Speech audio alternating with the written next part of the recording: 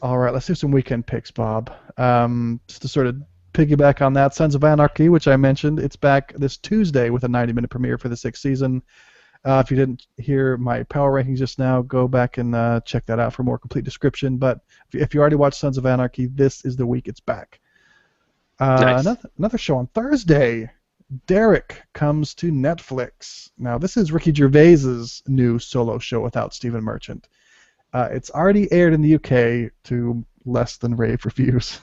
Um, but Gervais is responsible for some of my favorite comedy moments ever on TV, so I'll probably watch it out of loyalty to him. Hmm. But honestly, my hopes aren't high. But that's Thursday on Netflix. What's the premise on that one? Is it? He's like he works in a home for seniors, for old Oh, folks. yeah. Okay, I have seen a preview for this, and it was kind of mixed feelings coming from me. Like, ooh, that's the premise. That could be scary. Yeah, and I think it dives into the scary from what I hear. But Ricky Gervais is probably worth a watch from me at least. Okay, Then on Friday, Real Time with Bill Maher returns to HBO. I know you watch Bill Maher, Bob. I do. I enjoy it. It has its flaws, but it's a good show. Yeah, my politics are not the same as Maher's usually, but I respect the hell out of him for bringing on people who disagree with him and for giving everyone a chance to make their case. Usually a pretty good show. And we'll be getting new premieres pretty much every week for a while, but that is this week. Tell us about the movies, Bob. Okay, this week has there are three movies I want to draw our attention to, and I have mixed feelings about all of them, to be honest. So I don't know which one we may end up seeing. First one is Blue Caprice. Oh. Um, Now, this is a harrowing yet restrained psychological thriller, which, sounds pretty good. My horrible voice there notwithstanding. Inspired by true events, investigates the notorious and horrific Beltway sniper attacks from the point of view of the two killers. It just seems like a very heavy movie. Not that there's anything wrong with that, but I'm not sure if I'm in the mood without being exactly in the mood for this type of movie. Yeah, I'm Um, glad I'm glad you brought that up. I hear the things I hear about it are they're very odd sorts of adjectives for a movie like this. It's like this is a narrative feature film.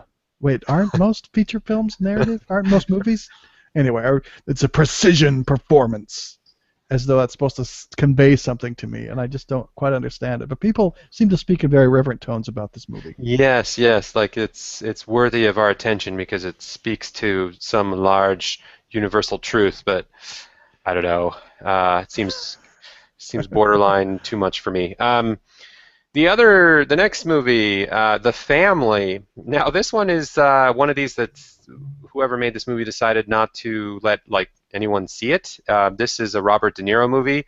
Uh, it's an offbeat action comedy, which ooh, that could throw you right there. Um, some of those can be funny and good, but most of the time they're a little ridiculous and over the So top. when I think Robert De Niro and offbeat comedy, I think what? Meet the Parents? Yeah, and that's one of his better ones, actually. I enjoyed the original Meet the Parents, then it just totally tanked with the two sequels. He also has Analyze This and Analyze That, and again, Ah, yes. the first one was pretty funny, even if gimmicky, and then it just gets worse. So hopefully, since this is the first Robert De Niro offbeat comedy in this theoretical series, it'll be okay. So it's a mafia boss and his family that are relocated to a sleepy town in France under the Witness Protection Program after snitching on the mob.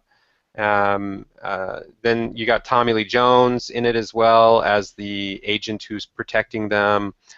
I don't think there's much else to say about it. It is put together. It's a film by Luc Besson, who's responsible for Taken and The Transporter, so that has that going for it. Oh, I know you like the Transporter. You a fan of Taken?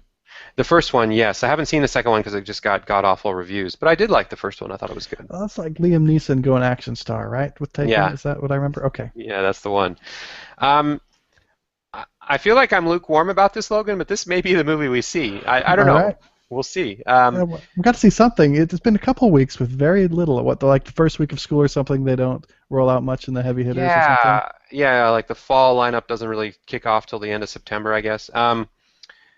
Okay, so the next movie, third movie I want to highlight is I'm going to say it wrong probably. It's Wajda. It's this movie that's the Oh first feature yeah. film out of Saudi Arabia. It looks like a real tearjerker of a movie that you like hate little kittens if you don't love this movie. Is Yeah. the vibe I'm getting. um, it seems really fantastic, but it also has a little bit of the Butler effect going for it. Like I wish I would have seen it to be plugged in, but it seems like it might be draining. It's like you have to see it so at cocktail parties you can say, "Oh, of course I've seen it." What do you think? I'm an educated person. Of course I've seen it. Right, and look how much it does for the progressive, reality of filmmaking and Saudi Arabia, women's rights issues, and I'm saying it all wrong, but all those things wrapped into one. I'm sure it's fantastic and great for a film class student, but for somebody going out for a good time, not so much. So I don't know that I'm going to push us to see this one. So those are the three movies this week. Anything else that caught your eye other than these ones? No, actually, Blue Caprice and Wajda were the ones that I sort of had my eye on, but I wasn't necessarily sold on either. And you hit on them both. Okay. It's TV, it's movies, it's practically culture. Go out there and watch, people.